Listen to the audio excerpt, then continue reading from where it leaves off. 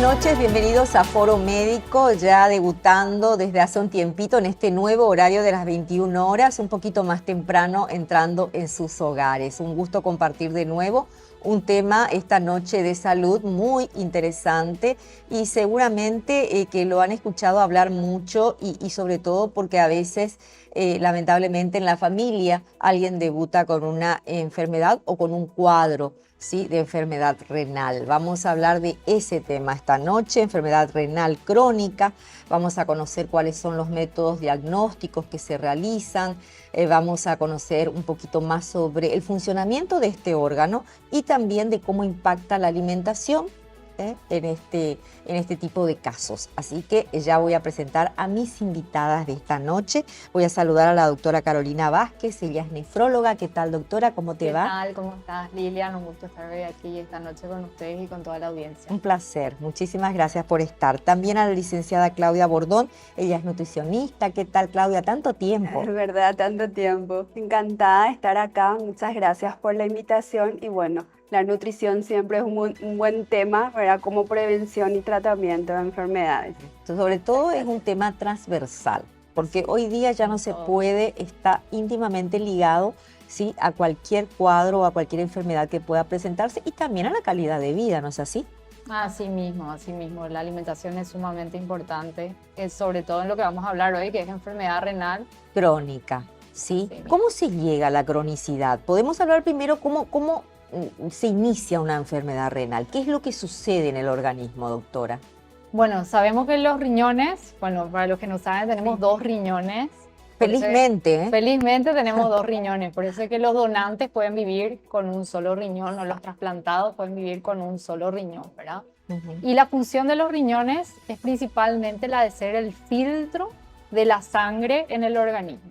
Son los que limpian la sangre, nos ayudan a eliminar el exceso de líquido y también tienen funciones hormonales, sobre todo en el metabolismo del calcio, del fósforo y de la fabricación de la sangre, de la anemia, ¿verdad? Entonces, muchas veces hay pacientes, sobre todo en el interior del país, que deambulan teniendo una anemia y nunca se les pide, por ejemplo, un valor de urea y creatinina. La urea y la creatinina son los valores que en un análisis de sangre nos pueden determinar rápidamente qué tal están nuestros riñones. Entonces, sumamente importante hacerse un control anual que incluya urea y creatinina, además de una orina. Está muy en boga ahora pedir lo que se llama relación proteína-creatinina o relación albúmina-creatinina en una orina espontánea, que muchas veces en el interior no está disponible, pero también se puede pedir una orina simple y nos tiene que dar un alto si tenemos una cruz de proteínas. Esos son los estadios iniciales ya, ¿verdad? ¿Y por qué no está disponible, doctora? ¿Que por los reactivos? Por los reactivos, no tienen stock, digamos. Así mismo, no en todos los lugares públicos, pero bueno, estamos tratando de luchar porque sea algo disponible a nivel país, porque es un análisis muy sencillo, muy barato, sí, y muy accesible. Y se podría llegar más a tiempo también con los Así casos mismo. complicados, Generalmente, tener cifras de albúmina o de proteínas en la orina son los primeros síntomas ya antes de afectar la urea y creatinina. Cuando generalmente ya tenemos una anemia o empezamos a tener síntomas. ¿Cuáles son esos síntomas? ¿Hay síntomas, por ejemplo, que podrían prever o podría prevenir, digamos, un cuadro de enfermedad renal crónica? La verdad es que la enfermedad renal es una enfermedad silenciosa. Cuando ya a veces da síntomas, estamos llegando tarde, ¿verdad? Pero lo que sí nos debería llamar la atención es, por ejemplo, los edemas a nivel de los pies. La hinchazón, empiezan a hinchar los pies, que tengamos una anemia, que tengamos náuseas, que tengamos malestar, que en una orina simple detectemos que hay sangre, que hay proteínas. Entonces, esos son los síntomas. En las personas mayores, por ejemplo, en los adultos mayores, levantarse muchas veces a la noche puede implicar que tenemos un problema prostático o tener un dolor tipo cólico puede indicar que tenemos piedras a nivel de los riñones, ¿verdad? Litiasis renales. Entonces, son pequeños síntomas que pueden llamar la atención, ¿verdad? Pero ahí ya el órgano está comprometido. Así mismo, así mismo. Pero nosotros actualmente tenemos cerca de 2.700 pacientes en diálisis en el país, ¿verdad? Y de esos, más del 50% se debe a diabetes e hipertensión, que son enfermedades sumamente prevenibles. Entonces, una forma de llegar a tiempo sería que en esos pacientes que tienen hipertensión o diabetes, vayamos controlando de forma anual o vayamos consultando de forma anual con el nefrólogo para ver qué tal está mi riñón, cómo estoy perdiendo proteínas, sí, no. O sea que la diabetes y la hipertensión, digamos, impactan absolutamente en ese órgano. Totalmente. Qué terrible, porque habiendo la cantidad... Son enfermedades prevenibles, ¿verdad? Porque hay muchísima gente con hipertensión y diabetes en Paraguay.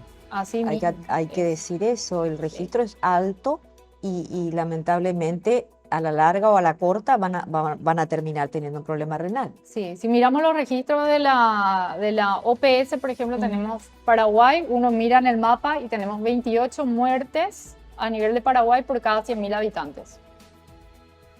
O sea que si eso lo extrapolamos a una población de 8 millones de habitantes, vemos la cantidad, es brutal. Muy alta, o sea, es muy alta. Grande. Ahora, el edema que se puede presentar, ¿no puede confundirse con algún problema reumatológico o alguna otra cosa? Digo. Y los edemas pueden tener varias causas. Una de ellas es la renal, otra sería una causa vascular y la tercera sería ya un problema cardíaco, ¿verdad? Son las mayores causas de tener edema a nivel de... Pero sí tiene que llamarnos la atención, ¿verdad? Claro, si y consultar. Se nos empieza a hinchar los pies, atención, veamos si nos estamos perdiendo muchas proteínas. Te pregunto esto porque muchas veces la gente lo atribuye a retención de líquidos. Claro. Y es como que lo minimiza.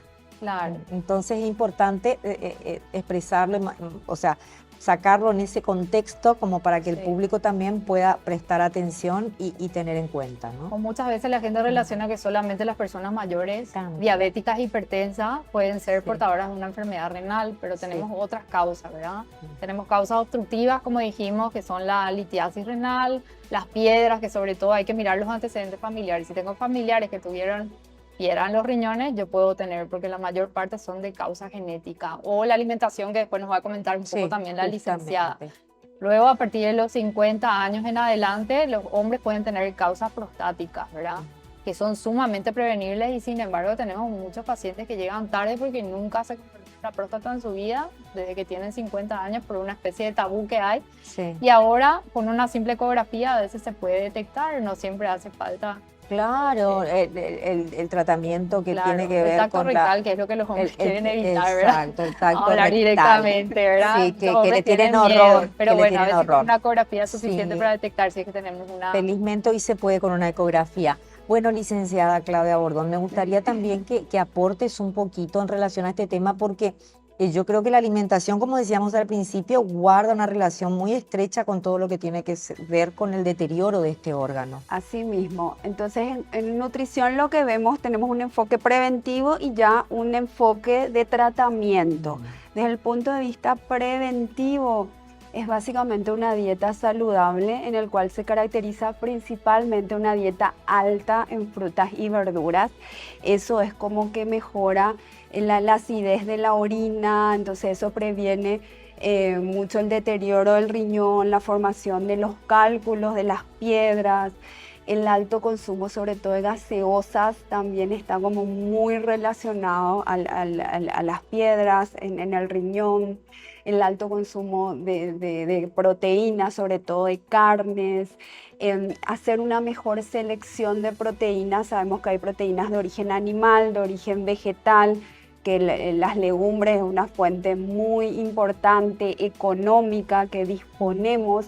Entonces, tener como una alimentación 1 o 2 veces a la semana como vegetariana, al riñón le viene súper bien. Dejar un poquito las carnes, sobre todo las carnes rojas, que acá en el país sabemos que se consumen muchísimo. A pesar del precio, todavía consumimos bastante carne. Yo creo que dentro de poco ya el precio nos va a hacer que consumamos menos. Aunque hay muchas familias que ya optan por carne blanca, por más carne blanca.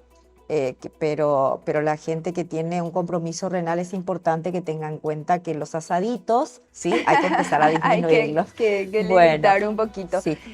Después me vas a contar, también vamos a hacer una brevísima pausa y me vas a contar cuáles son los alimentos que dañan el riñón. Pero así, ya dijiste las gaseosas, que yo sé que también pero hay otras cosas también Vamos y a hablar. hábitos que también me imagino que juegan en contra Así del riñón. Así que vamos a hablar de esto, de los riñones. En este caso tenemos dos, ya nos dijo la otra. Ok. Vamos a hacer una breve pausa, me permiten, agradeciendo como siempre a Biotech Pharma Calidad de Innovación por apoyar este programa. Vamos a un brevísimo corte comercial y enseguida regresamos.